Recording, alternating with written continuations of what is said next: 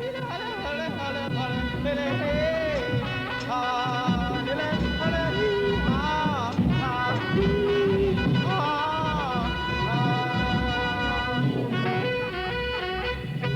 July of 1967, as the great ambassador of spirit music John Coltrane lay dying, it was his request that Ornette Coleman and the Ayler brothers play the call to the spirits at his then impending funeral. Albert Ayler chose the awesome percussive power of Milford Graves to accompany them in the historic fulfillment of Coltrane's spiritual request. Albert's mysterious death just 3 years later would leave many of the planned explorations with Milford aborted and would signal the decline of the urban, instrumental protest music which in the 1960s had grown out of our people's struggle for freedom and self-control.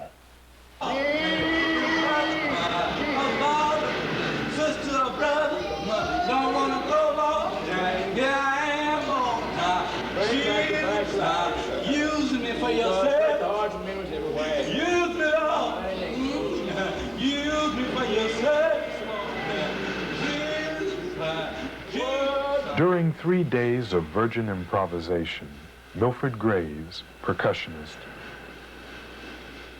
and David Murray, saxophonist, shared in a ritual, a duel, a purification of the skills in which it seems the contenders strive to discover, embrace, unify, and strengthen their indwelling spirits.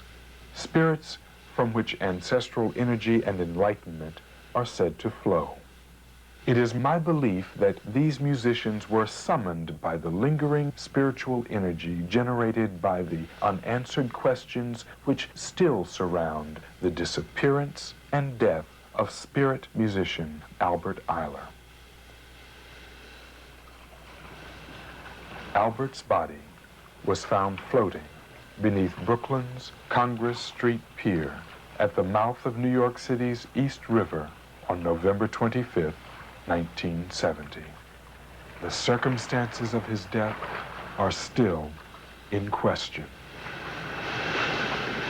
It is to his contribution and memory that this film is dedicated.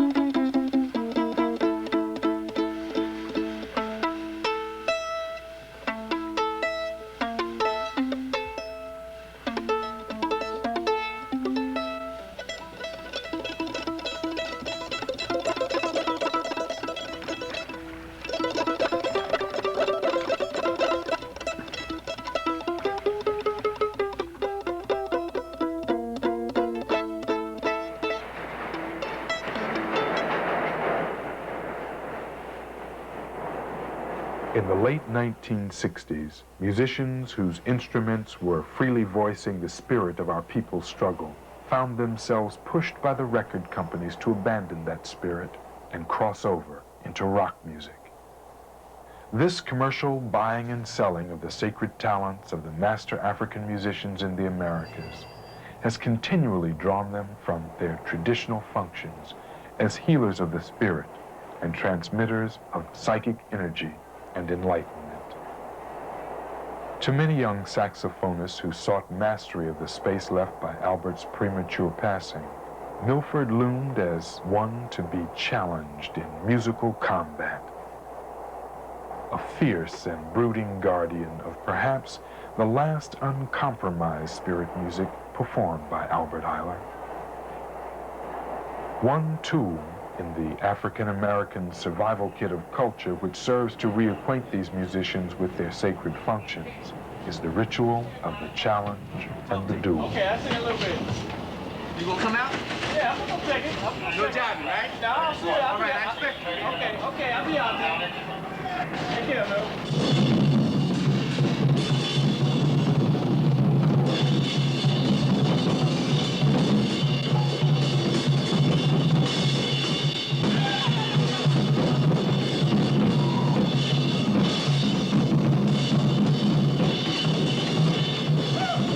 First met David, it was on his birthday, and we were having a rehearsal. It was Arthur, Bobby Bradford, Walter Lowe, Mark Dresser, myself were there.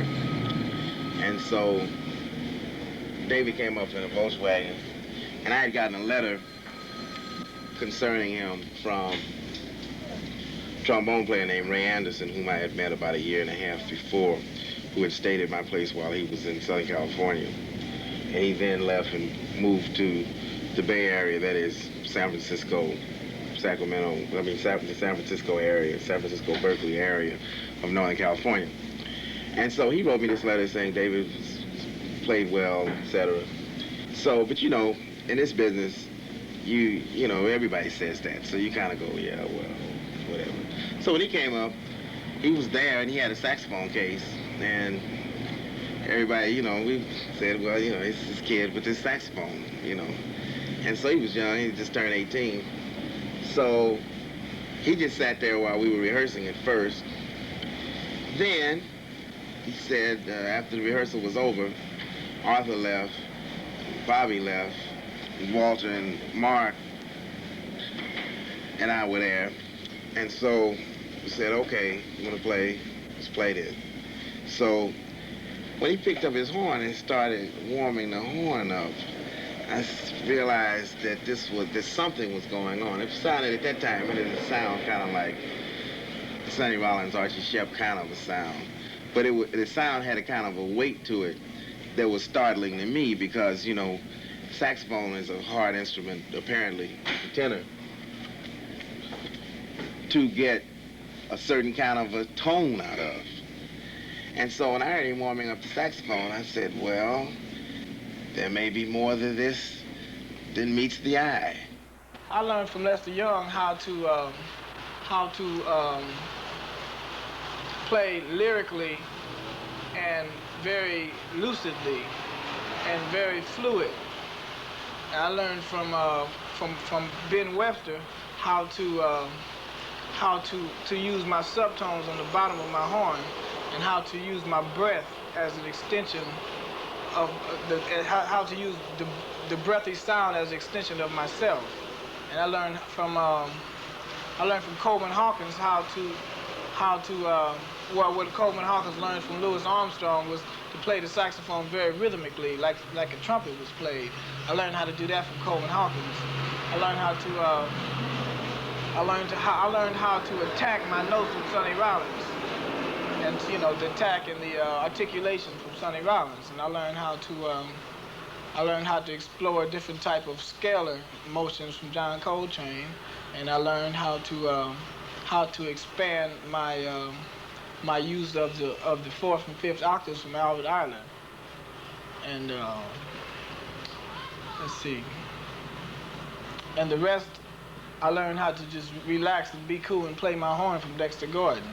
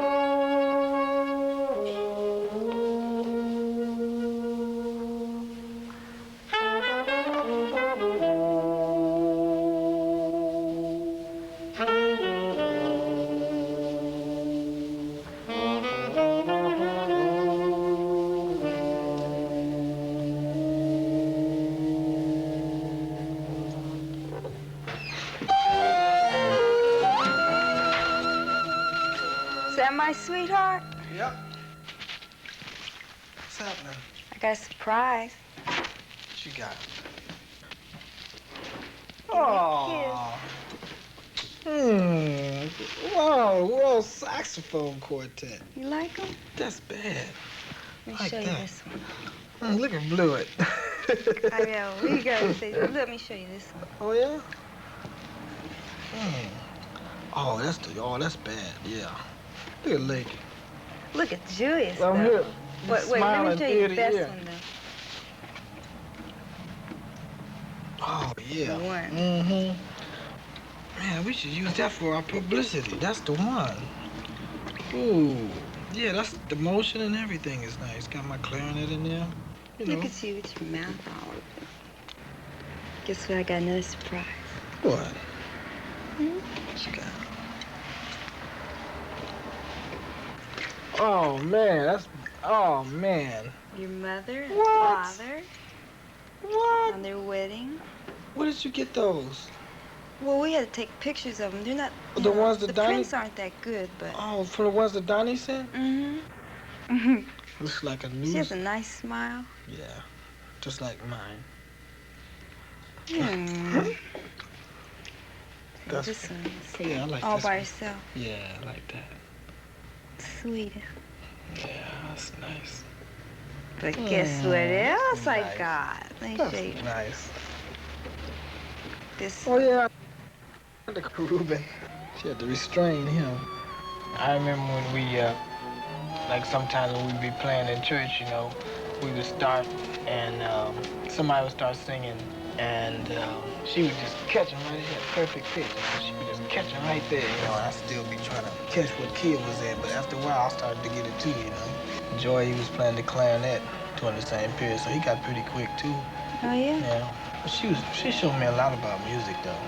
She showed me how to play in all different kinds of keys and how to play soft and how to play loud, how to play during prayer service where people, you know, during prayer service, they want you to play low, breathy kind of sounds. And then during the shout service, you had to play hard, you know. So she showed me how to do all that. Sometimes you would go from a whisper to a scream in just a matter of seconds. She showed me how to do all that. And I wish she was still here.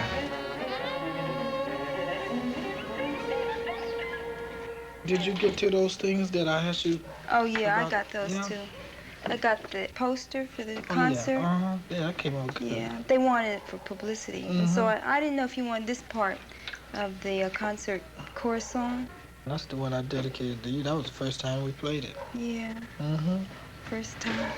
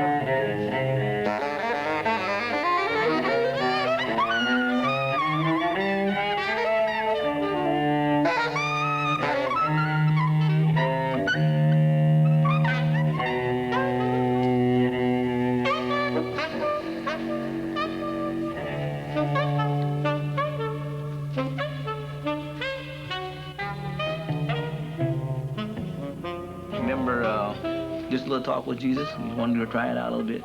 All right. Think you remember that? I once was lost in sin. And you my soul. My soul love. My name love.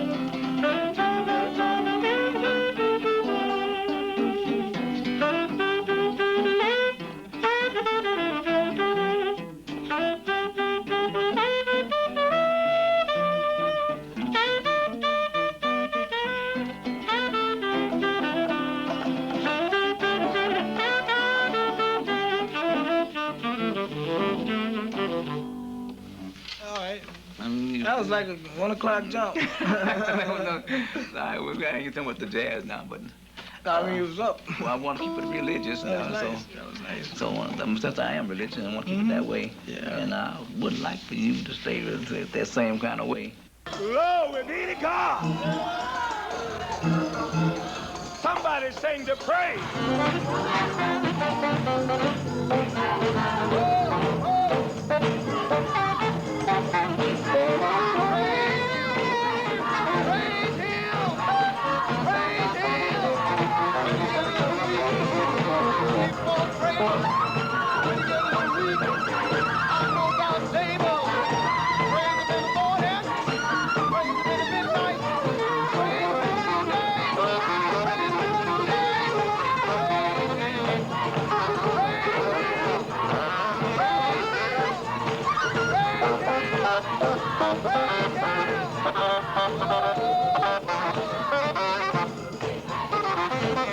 Thank you, Jesus. He'll cast off your burden. Said, thank you, Jesus.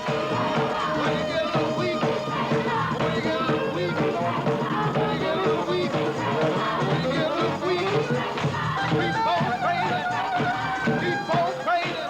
I know he's able. Praise him in the morning, praise him in the noonday. Praise him, praise him, praise him, praise him, praise him. You know, you get spirit possession. You know, you get something comes over you that you can't really control, but you know that it enables you to do whatever you're doing better. You know, if what you're doing is jumping up and shouting, it's gonna make you do that better. If what you're doing is playing the sax, that's gonna make you play the sax better. Because you got it. It's something that's being channeled through you, and you don't really have no control over it. And so you might surprise yourself and do things you never thought you might could do. That kind of thing doesn't happen a lot. It doesn't happen all the time on the bandstand, but it happens more in church because that's what they come there to do. Rhythm and Blues for Robert Williams in Exile, 1962.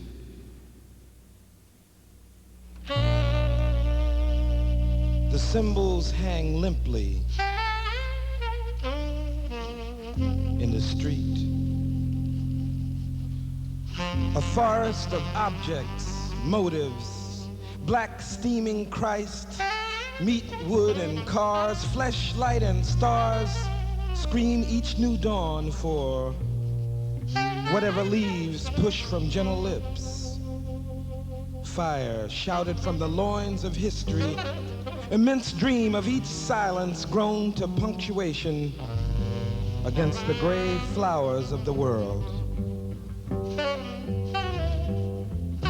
I live against them and hear them and move the way they move. Hanged against the night, so many leaves not even moving.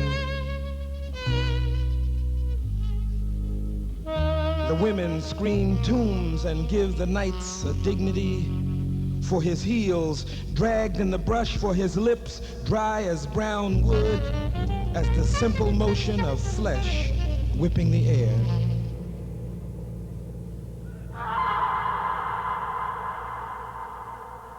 I give you now to love me if I spare what flesh of yours is left, if I see past what I feel and call music simply art and will not take it to its logical end.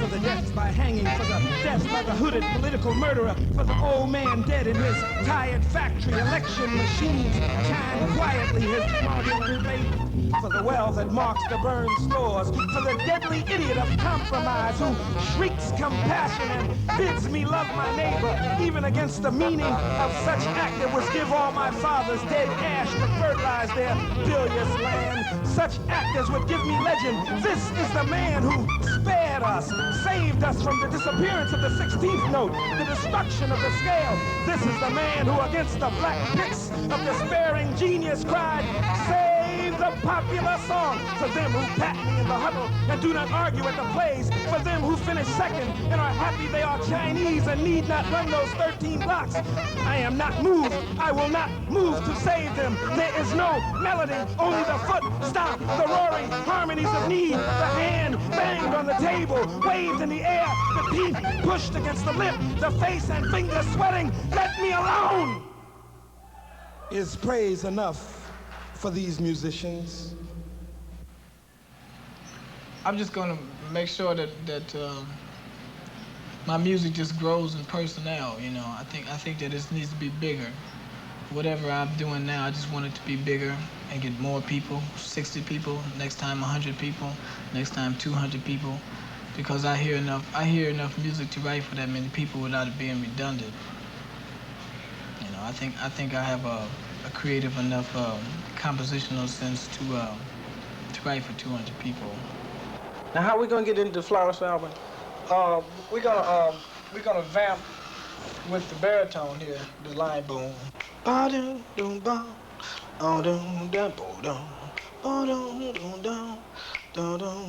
then the rhythm section, you know, come in. You know, Steve would play like a single kind of stroke, ting, ting, ting, and Fred would play boom, boom, boom, boom, boom, boom, boom, boom. Okay, so that'll go on for about baritone to do it for 8 bars and the rhythm to do it for 8 bars, and then we in the head, right? Well, baritone for maybe 4, and then bring the rhythm section in, and the rhythm section could go indefinitely until you want to bring them in. It'd be nice if you played.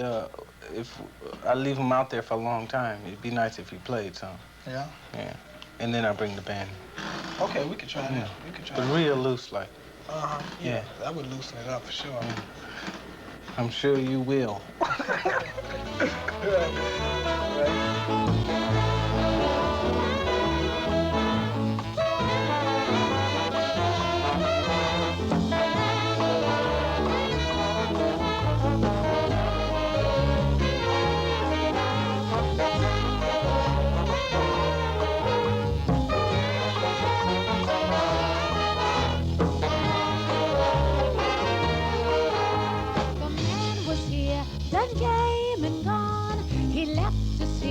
To sing his song, that love and peace and joy divine would rid the hate in people's minds. The man was here, then came and gone.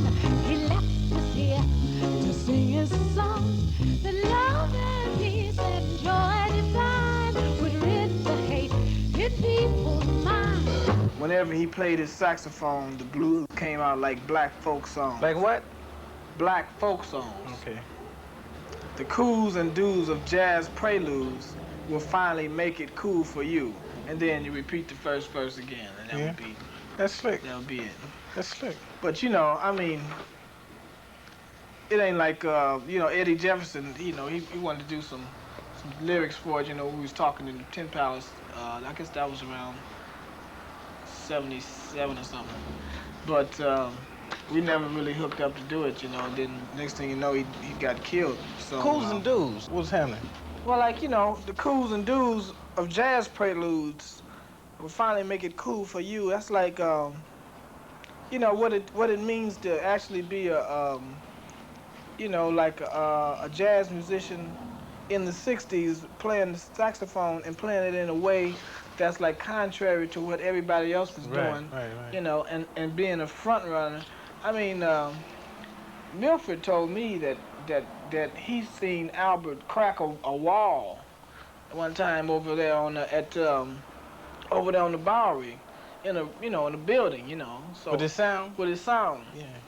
So I mean, to be playing that strong, coming out of somebody who's playing, that's a whole nother thing, you know. Right. So.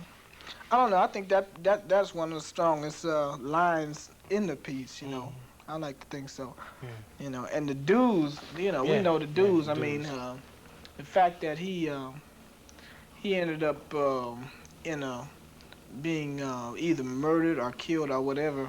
However he died, being found in the river that was probably part of paying the dues. Had he have lived through that, that would have been just another step in the dues that a normal jazz musician has to pay, you know, just to be himself in the society. So, you know, I mean, he, you know, to have the integrity to go on and continue through that, you know, is, you know, that's something. Sure. So, flowers for Albert. I think maybe the first time I played with Albert was in 1966 at the Black Arts Theater. Yeah, I think that was the first time I played with Albert.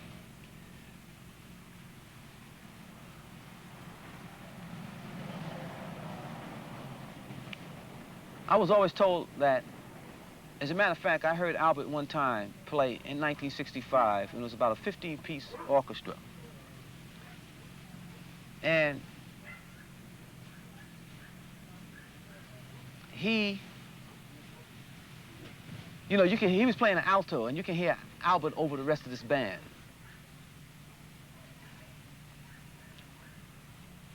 Everybody told me that Albert was a very strong player, you know, before this.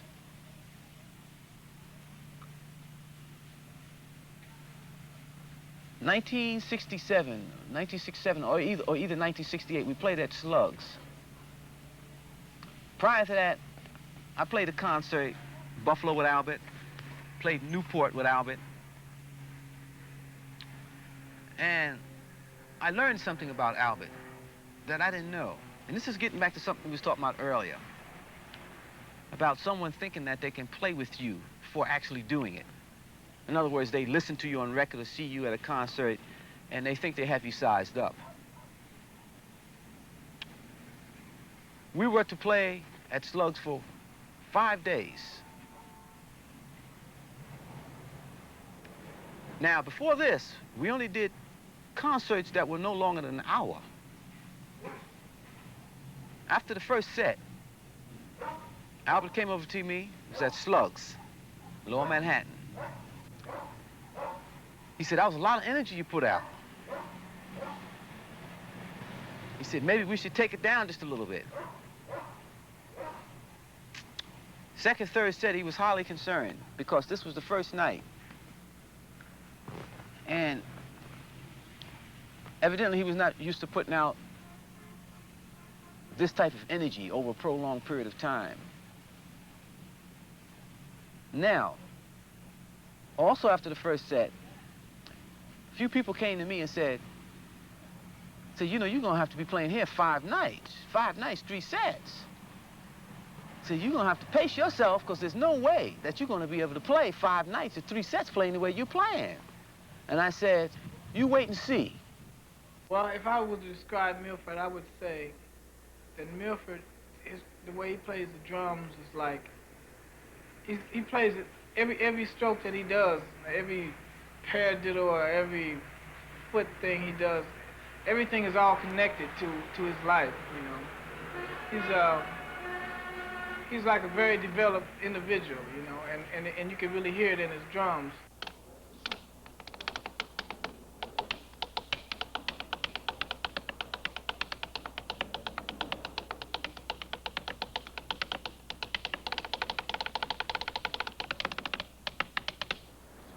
If we had master drummers in our culture, he would definitely be one of them.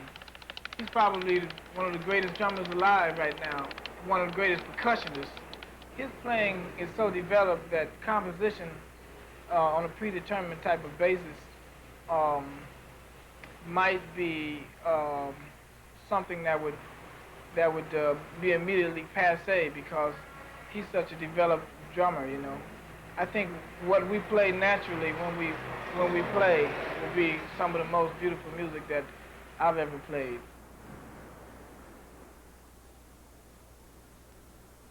What I've heard of David's music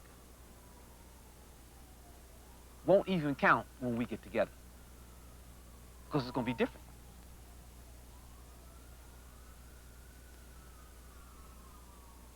As simple as that. It's as simple as that. See, because what I've heard, because the way he functions with other musicians was according to what those musicians were about. Now, the way he will function with me or I will function with him will be different.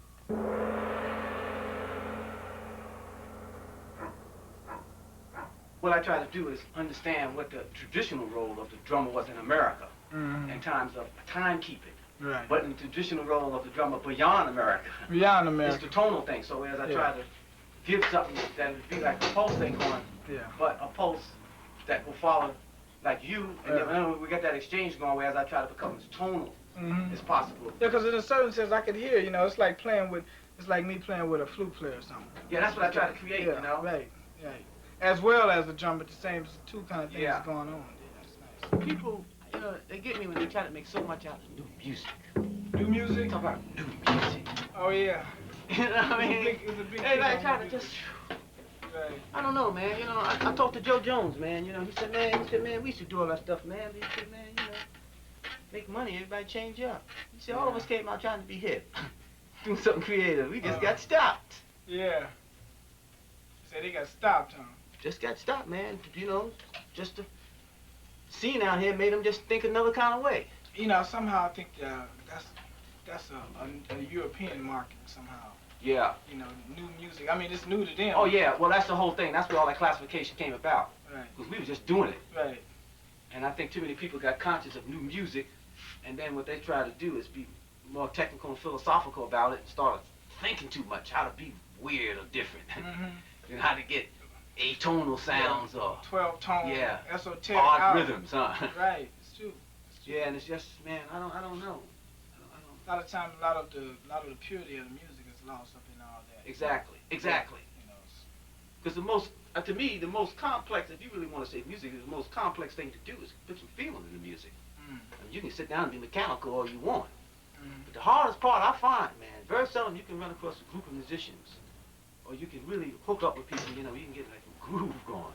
Why don't we loosen up some more? Man? Yeah. That's where to talk about the music, is to play it. Really.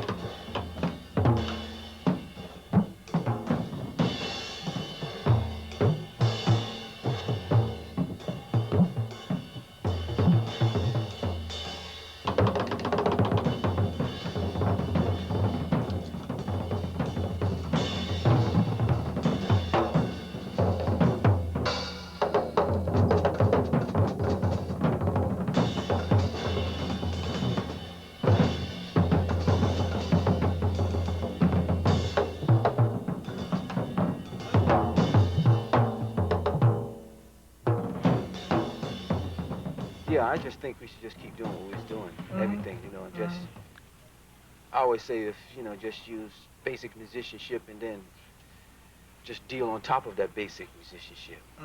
Utilize everything, because I think we've utilized it, you know, playing fast, slow, and... I have to get my chops up a little bit. Once I get my chops up tomorrow, next day, or however, whenever that is, then we really be flying. You know? Did that heat? Did you feel that? Did you think that just the environment down there had anything to do with your chops? Like the heat, you know, and the amount of oxygen. No, not usually with my chops. It's just a matter of yeah. It's a matter of playing all the time. Usually just affects my chops. And I mean, I've been playing some, but I mean, I don't usually play one-on-one with Milford Graves. Yeah. I was like really keen on what you was doing rhythmically, you know, the spaces you was playing in, and try to fill in those kind of things, you know. That's my way of trying to get to know you musically. Exactly. You know? Just mostly, I was keen on that. That was one of the things I encountered with Albert. Albert had been playing with certain different types of drummers, and then we had to play at Slugs for a week. This was in the latter part of the 60s. And the kind of energy and intensity I was playing with, he wasn't used to playing with a drummer like that. We're constantly fired. So it wasn't so much that he was trying to egotistically say, like, well, I can keep up with him, but it was an inspirational type of thing, that when I would fire something, he had to fire something back. Right. So we was feeding each other, and then he realized that after the first set, you know, that it was a little different for him. Yeah. And I remember him saying that he had swallowed partially swallowed a piece of his reed because I remember him coughing and Oh, man, he had split his reed up because I mean he was really trying to get into it because of course there was an audience there too, you know. Right. So he really got up, and we both realized, you know, one thing because I had always heard Albert and I thought he was strong. Then I had realized, well, because he was playing with, you know, like softer type of drummers, or their approach was a little bit more fragile, that I would have to play a certain kind of other way, you know, thinking in terms of his chops. Yeah. And then I guess he had to realize in terms of me that when you play with a strong drummer like that, he had to make an adjustment. Right. So when he did start playing more ballads, you know, slower things in between. Right. So he would just cool out. Yeah, change up. Yeah, but it was just the whole thing of lips versus hands or arms, you know, and sticks, that is, you know what I mean? It's a whole different kind of thing. I don't like to play every day. You know, I got to, you know, because, I mean, you can get to a certain physical point, and I like to work more mentally on ideas now, and really expressed in that, you know, that feeling thing. But, like, what I try to tell people is that just because I'm not on the instrument don't mean I ain't gonna keep my chops in shape. Now I do other things that's relative to it.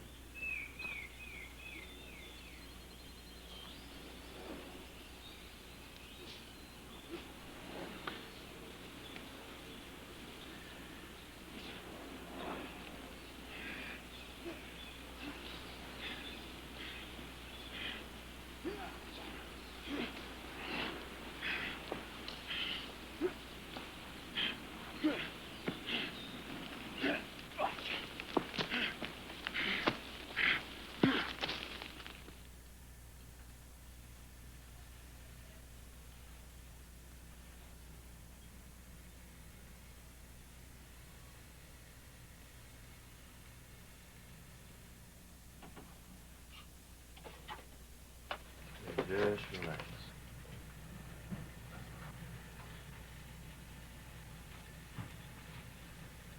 All right? I don't feel anything yet. Oh, okay, good.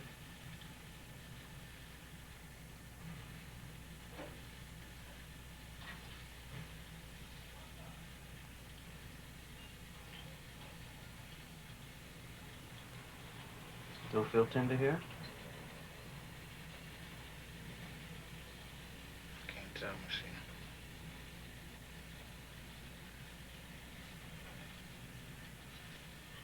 Still feel tender? No. What about now? Still feeling tender? Press the point.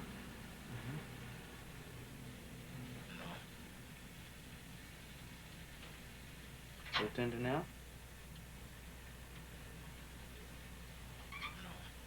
Any tenderness? Just relax.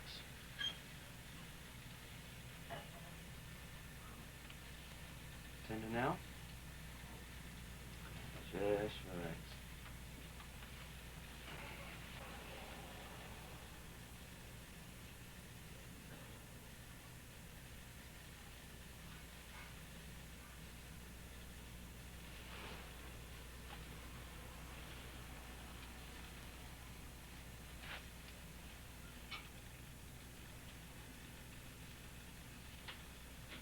Feel the needle?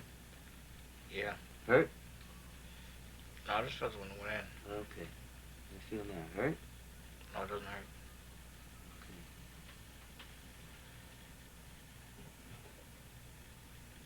Feel it? No. Just relax.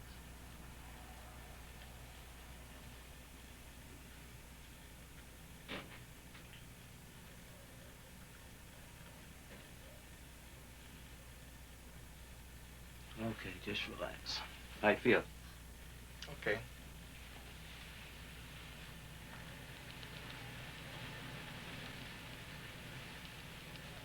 At this particular time in my life, the type of drumming that I'm dealing with calls for a lot of delicacy. It calls for a certain kind of motion of the hand. And I find that acupuncture gives me that. The second thing is, comes to my instrument, my execution. I can execute. I hear something, I just do it.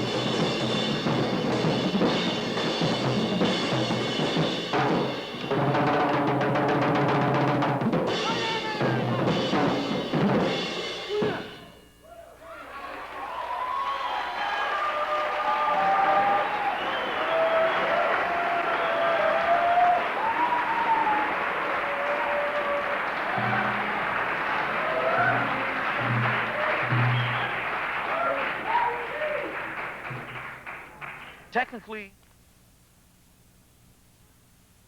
over the last few years, I have really involved myself in polymeter playing of different kind of meters. In other words, different feelings. Different feelings. This is doing one feeling, this is doing another feeling. In other words, this may be doing a sad feeling, this may be doing like a happy feeling. Sometimes almost like a contradiction that you set up with inside. And it's not only twofold, where they're talking about the two parts of the brains. It's multifold. Because, see, that simple type of sadness may produce like just subdivisions of that sadness that takes on all different kind of degrees of sadness. See, it may be sadness because somebody told you that there was death. It may be sadness because you broke your favorite dish. It was all sadness, but different types of sadness, but lumped up as just one big sadness.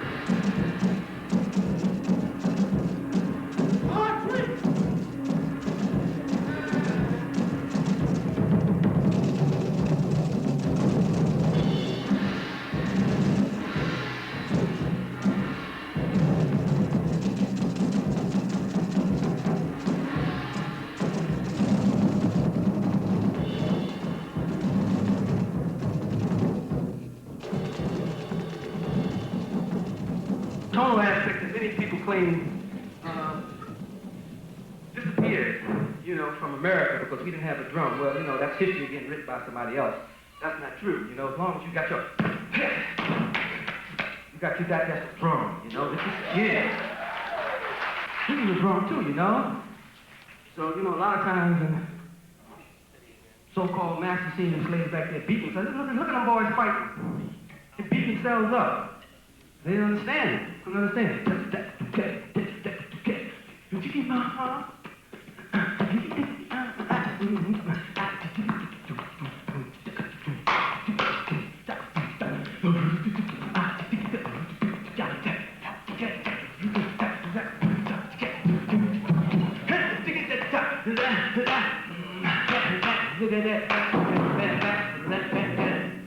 So there's a lot of stuff happening, This is trap drum playing. Don't think it's no way out, new music, or avant-garde, revolutionary.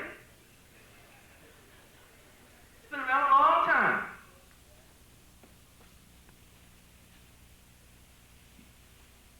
It went underground here. Just remember that. When it got to the USA, it went underground, and it stayed underground.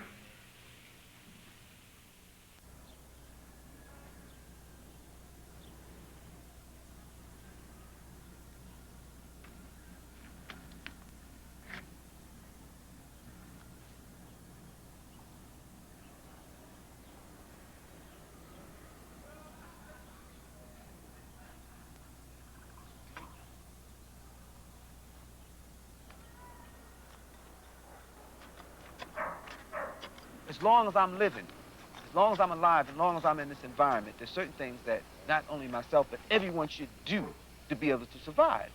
I find that it's very important for me to understand the idea of martial art.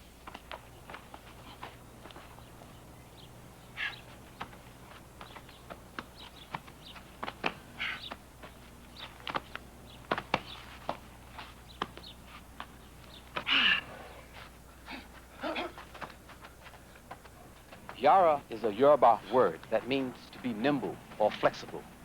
Actually, it's spontaneous, improvised, and it's reacting according to that particular situation.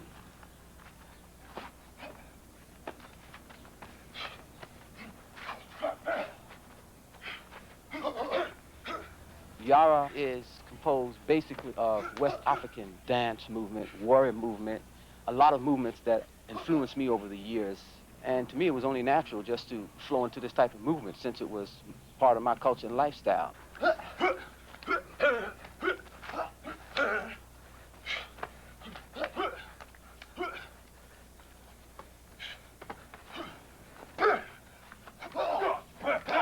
When somebody's sparring with me and I see something coming at me, a fist or foot that's coming and I know it's going to break me up, I want that. Because I learned how to mobilize and learn how to adjust to that particular situation. You see, some people play tennis, some people deal with golf, bouldering. I don't feel like I'm getting that kind of confrontation. That thing coming at me, that's a negative aspect, you see. But the positive aspect is when I survive.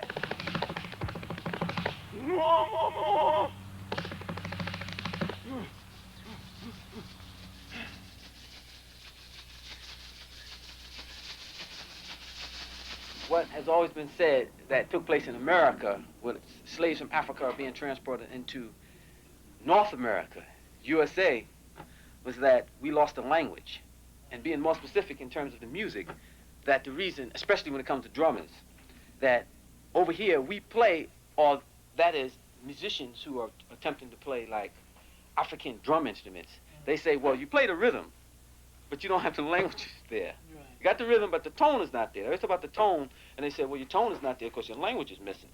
Well, when you was playing your saxophone just now, you see what it was. I didn't care if it was Yoruba, it was Hausa, it was Shante, it was Ga, whatever else. It was certain kind of impressions setting up because of your experience. You see, I don't care if it was a brother from Ghana, Nigeria, Mali, or Senegal, or whatever. There's certain kind of experiences that I felt that they went through, they are going through now, and they will continue to go through, and they have experienced the same thing you have experienced because of the culture and because of certain kind of conditions that's put on us. You see, and you have experienced that, but you don't have to tell me the word in that language. You see, it's part of you, it has become part of your lifestyle. So, I mean, the language was right there, I'm just saying, when you was playing. And I'll tell you why. I know it was there.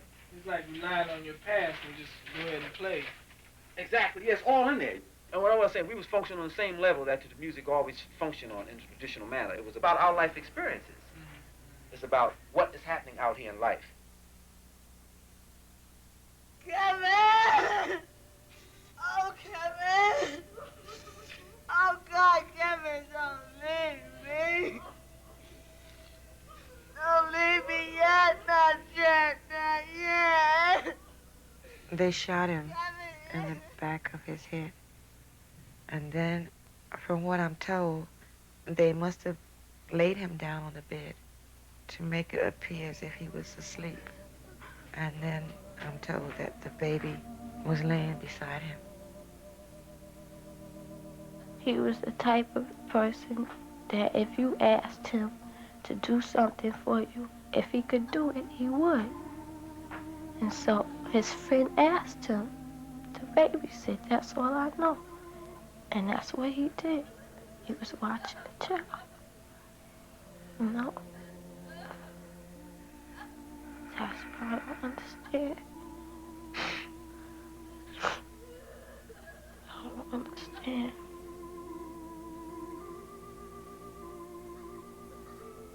He got a telephone call. My nephew was here at the time. And not knowing that Kevin had answered the phone in his room, my nephew picked up, and he heard the end of the conversation, and he said it appeared that Kevin did not want to go. My nephew heard him say, "Oh, no, not again," you know. But this was his friend, so he said, "Okay, I'll be there." And he left. None of us saw him again. Well, the next we heard from him was when he had died. Well, the detectives did not indicate that a struggle had been made. This is what made them think that he knew who it was. And he didn't expect what was coming. But even sometimes when they try so hard to steer clear of these things, somehow they're drawn into it, maybe without even knowing. And from all indications, from what the detectives said, it was definitely a drug-related thing. A lot of the children around here feel that the opportunities aren't out here, the jobs aren't out here. I have to get a buck somehow. And that's how a lot of them start dealing in drugs and robbing and mugging. And then society snatches them out and say, "You're unfit to live in society." When we first started having major drug problems, I was young. We were coming up. We were demanding things. And we were starting to win through Dr. King's marches, Malcolm X, people like that.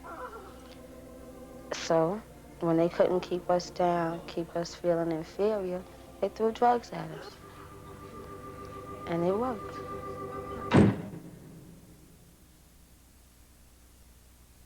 Spirit music is about what's happening to us.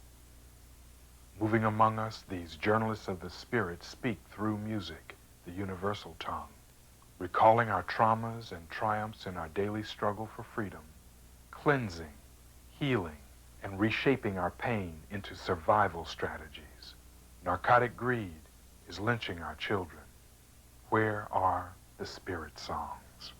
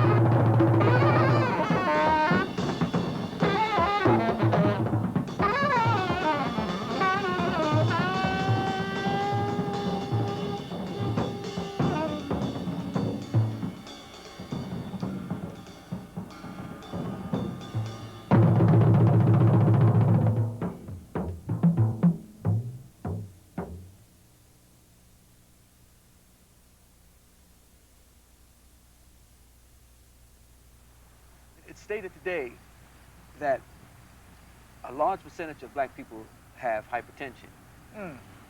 And like the reason for black people having hypertension is not that clear yet.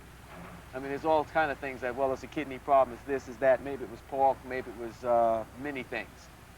But the thing that I haven't really heard talked about yet is something that black people constantly listen to and has been a part of us since we've been in this country and has helped us in our survival, and that's music.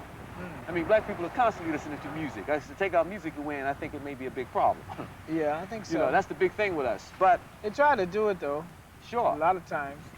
But if you notice also that there is a particular rhythmic structure that is very indigenous to black music, and usually hear it on the bass drum, and it's the